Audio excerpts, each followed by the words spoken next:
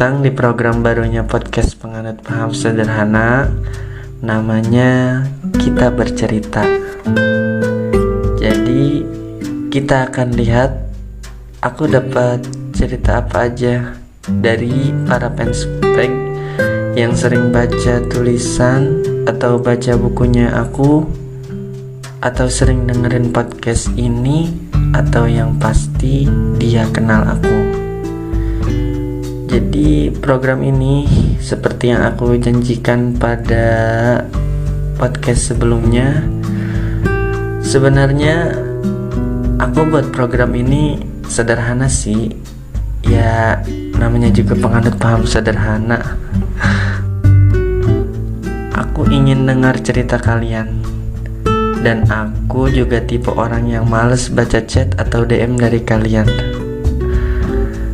Jadi sorry kalau ada chatnya yang gak aku baca atau bales. Males gitu numpuk.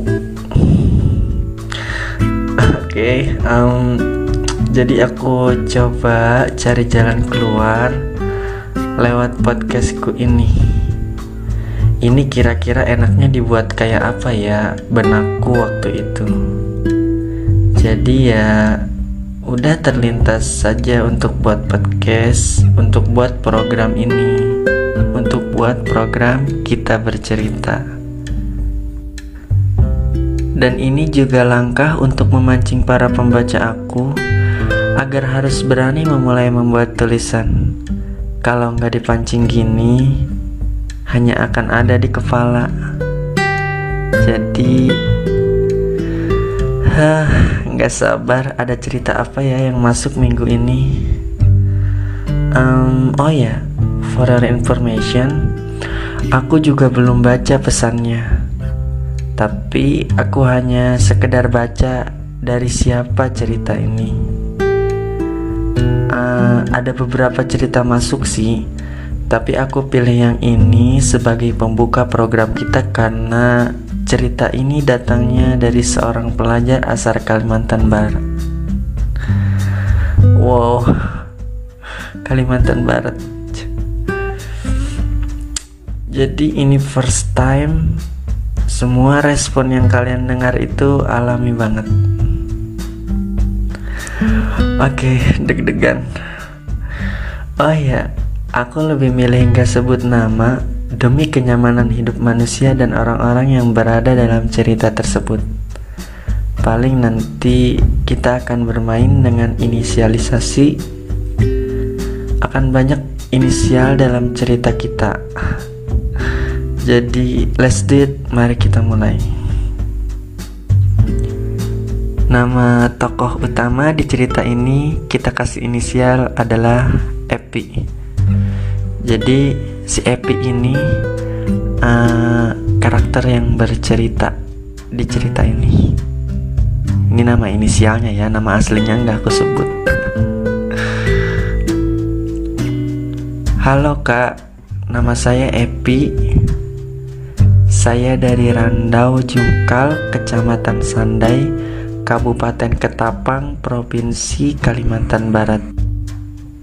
Saya anak pertama dari 3 bersaudara dan saya punya 2 orang kakak. Wait. Si Epi ini anak pertama tapi dia punya 2 orang kakak. Oh ini ada lanjutannya, maaf. Yang ayah sama tapi beda ibu. Oh ya, maaf, aku excited tadi. Aku lanjut ya. Maaf ke cut tadi. Mereka sudah berkeluarga. Oh, kakaknya sudah berkeluarga. Bicara soal keluarga, saya sering bersedih ketika melihat seorang anak yang dekat dengan ibunya bercanda, tertawa, dan bercerita pada ibunya. Saya memang mempunyai ibu, tapi saya tidak dekat dengan ibu saya. Saya sering bertanya kenapa ibu saya berbeda dengan ibu yang orang lain. Tapi ibu saya dekat dengan kedua adik saya, terutama yang bungsu. Ibu saya bilang, kalau saya itu udah besar, jadi tidak usah bersikap kekanak-kanakan. Tapi ketika saya melihat ibu saya dengan mudahnya tertawa dengan adik saya, di dalam hati kecil saya menangis. Kenapa saya tidak bisa lakukan itu dengan ibu saya? Saya berpikir saya itu udah besar, jadi memang tidak pantas mendapatkan perhatian sebegitu detailnya.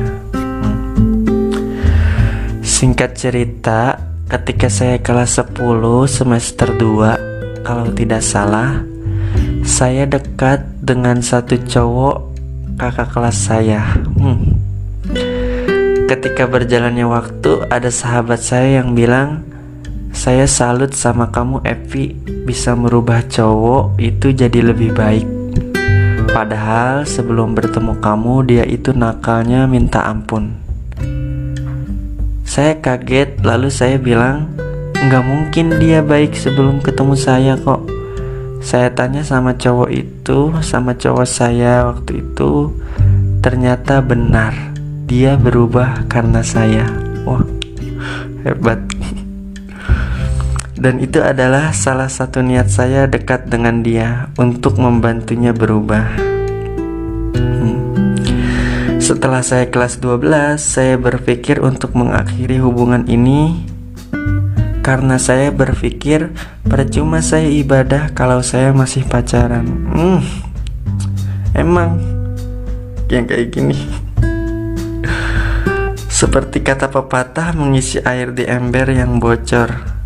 Oh, jadi kata pepatah, kalau ada orang pacaran terus ibadahnya percuma seperti mengisi air di ember. Itu kurang lebih kata si Epi ini ya. Aku lanjut, oke? Dan saya sadar memang tidak bisa merubah seseorang menjadi baik. Jangan pernah berubah karena orang lain, tapi berubahlah karena Allah. Dan Allah tidak akan mengkhianati makhluknya. Setelah berakhirnya hubungan kami, dia malah kembali ke kehidupannya yang buruk dulu. Wah, parah nih laki-laki. Saya berdoa semoga dia diberikan Allah jalan yang benar, dan saya harus memantapkan niat untuk tidak mengulangi dosanya lagi, dan harus istiqomah karena Allah. Masya Allah, kita doakan mudah-mudahan saudari inisial Epi ini senantiasa Allah istiqomahkan. Amin. Setelah saya tamat sekolah, saya pulang ke Ketapang, dan saya pisah dengan sahabat-sahabat saya. Walaupun kami bisa saling berkabar, tapi itu sangat berbeda jika bertemu langsung. Dan sebuah kejadian menurut saya luar biasa. Waktu itu saya punya masalah, tapi saya bingung mau cerita sama siapa. Saya menangis terseduh luar biasa sambil membuka grup WhatsApp. Lalu saya berkata kepada Allah, "Sekarang hamba tidak sekolah lagi dan hamba tidak punya teman dekat lagi. Lalu saya harus bercerita kepada siapa?" Dalam hati berkata kalau mau cerita ya sama Allah. Jelasnya belum terhapus air mata saya, dan teman di grup mengirim video yang kata-katanya kurang lebih seperti ini. "Aku lelah mencari bahu untuk bersandar, padahal ada sajadah untuk menceritakan keluh kesahku."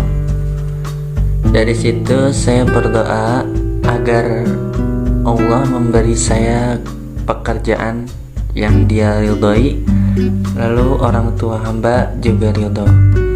Berjalannya waktu, doa saya terjawab dengan bekerja di SD untuk mendapatkan SK mengajar 1 tahun masuk UT, Universitas Terbuka ya. Jadi si Epi ini udah mulai mengajar di SD sekolah dasar. Wah, sama sih kayak aku. Nah, kita lanjut. Di SD saya masuk bulan 1, dan akhir bulan 1 saya baru dapat informasi kalau di kabupaten ada STAI, Sekolah Tinggi Agama Islam. Jadi saya mulai berubah pikiran dan berniat untuk masuk STAI. Dan di sini masalah mulai terjadi lagi. Orang tua saya tidak mendukung sama sekali. Bahkan beberapa kali saya tanya mereka tetap tidak setuju. Saya cerita sama teman saya yang juga ingin kuliah di STAI kalau saya mungkin tidak bisa ikut mendaftar karena orang tua tidak setuju. Tapi dia menyemangati saya untuk mencoba lagi sampai berkali-kali membujuk orang tua saya. Dan kemarin saya ada bertanya ke kakak tentang STAI itu. Sebenarnya saya sudah lama mau minta saran sama Kak Arik, tapi takut ganggu kakak karena kakak kan sibuk. Wah, sibuk. Tapi pada saat itu saya benar-benar butuh bantuan kakak untuk memilih keputusan yang tepat, karena ibu saya bilang sama saya kalau saya mendaftar di STAI, saya akan jadi anak durhaka. Wah, karena tidak menurut sama orang tua. Lalu saya tanya pada hati saya, apakah saya punya niat buruk atau ingin menyusahkan orang tua saya. Lalu saya berkata, apa yang saya lakukan itu memang tidak pantas untuk dicontoh, dan saya benar-benar menyesal mengatakan itu kepada orang tua saya. Tapi saya masih belum menyerah karena semangat ingin belajar saya, sampai Allah menjawab doa saya dengan ayah yang mengizinkan saya untuk bersekolah melanjutkan pendidikan di STAI. Walaupun ibu saya tampak seperti tidak setuju, saya akan terus meyakinkannya bahwa pilihan yang saya ambil adalah yang terbaik. Semangat! Sebenarnya saya ada perasaan takut untuk daftar ke STAI karena ibu saya masih setengah-setengah mengizinkan saya. Tapi karena saran dari Kak Arik, saya mencoba memantapkan keyakinan bahwa apa yang saya lakukan segalanya harus karena Allah. Dan alhamdulillah lulus diterima di STAI tersebut. Saya juga mau bilang terima kasih karena buku kakak. Kesan saya baca buku kakak gak bikin bosan ketika dibaca. Banyak pelajaran yang bisa diambil dan diterapkan ke hidup saya, mengajarkan arti sederhana yang sesungguhnya. Buku ini membuka pandangan saya bahwa banyak hal sederhana yang ternyata mengandung banyak makna. Wah, tuh dengerin kan, kesannya bagus kan? Ayo order yang belum. Maaf jadi iklan. Oke, kita lanjut. Jika terpilih, terima kasih Kak sudah membacakan ceritaku. Semoga ada yang dapat diambil hal baik dan manfaatnya. Terima kasih. Iya, sama-sama. Menarik banget ceritanya. Jadi dari cerita itu si Epi ini mengalami beberapa konflik dengan orang tuanya ya. Setelah membaca dan menelaah kisah cerita yang aku baca tadi, aku bisa menyimpulkan beberapa hal bahwa yang intinya enggak semua orang punya privilege. Privilege sendiri adalah hak istimewa yang diberikan seorang atau kelompok dengan dasar kasih sayang. Jadi dalam cerita ini si pencerita, si Epi ini gak dapat privilege seperti halnya adik-adiknya dari si keluarga. Dalam hal ini ibu. Apalagi aku juga tadi sempat baca ada kalimat, kalau kamu gak turutin ibu, kamu durhaka. Aku gak kebayang sih kalau aku dapat omongan seperti itu dari ibu, dari umi aku. Aku takut banget. Tapi aku mau menyampaikan bahwa tidak ada orang tua, sejatinya tidak ada orang tua yang tidak sayang dengan anaknya. Dan ibu kamu berlaku demikian bukan karena gak sayang, tapi cara mengekspresikan rasa sayangnya yang berbeda. Iya dong, kan beda orang, beda cara berekspresinya. Aku selalu percaya bahwa setiap kita dilahirkan di garis start dan garis finish yang sama. Hanya saja jalannya yang berbeda. Untuk mencapai garis finish, kita harus melewati trek yang berbeda, seperti kehidupan kita ini. Mungkin segitu dulu untuk podcast kali ini.